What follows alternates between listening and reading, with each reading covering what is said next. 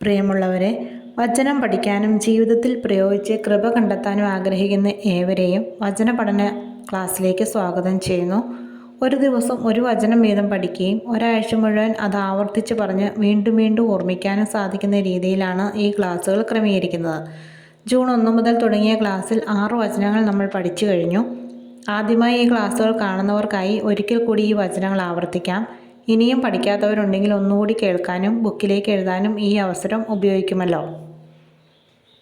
യോഹന്നാൻ 14:26 എൻ്റെ നാമത്തിൽ പിതാവ് അയക്കുന്ന സഹായകനായ പരിശുദ്ധാത്മാവ് എല്ലാ കാര്യങ്ങളും നിങ്ങളെ പഠിപ്പിക്കുകയും ഞാൻ നിങ്ങളോട് പറഞ്ഞിട്ടുള്ളതെല്ലാം നിങ്ങളെ അനുസ്മരിപ്പിക്കുകയും ചെയ്യും.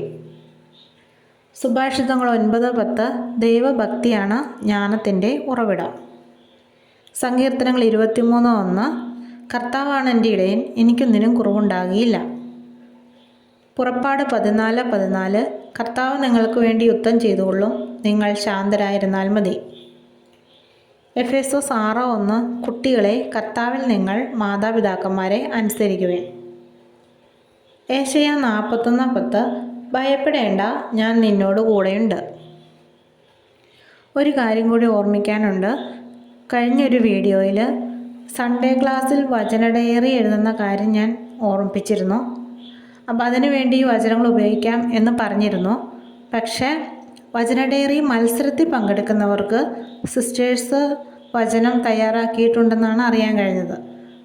അപ്പോൾ ഇത് സാധാരണ രീതിയിൽ പഠിക്കാൻ വേണ്ടിയിട്ട് മാത്രം ഉപയോഗിക്കുക.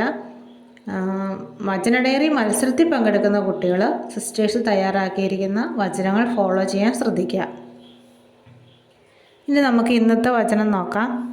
ലേവ്യർ 19:32 പ്രായം ചെന്ന നരച്ചവരുടെ മുമ്പിൽ ആദരപൂർവ്വം എഴുന്നേൽക്കുകയും അവരെ ബഹുമാനിക്കുകയും വേണം. ലേവ്യർ 19:32 പ്രായം ചെന്ന നരച്ചവരുടെ മുമ്പിൽ ആദരപൂർവ്വം എഴുന്നേൽക്കുകയും അവരെ ബഹുമാനിക്കുകയും വേണം.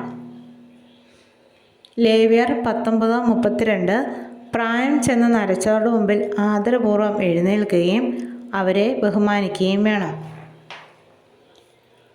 ഇത് ബുക്കിലേക്ക് 7 എന്ന നമ്പറിട്ട് എഴുതി വയ്ക്കുക.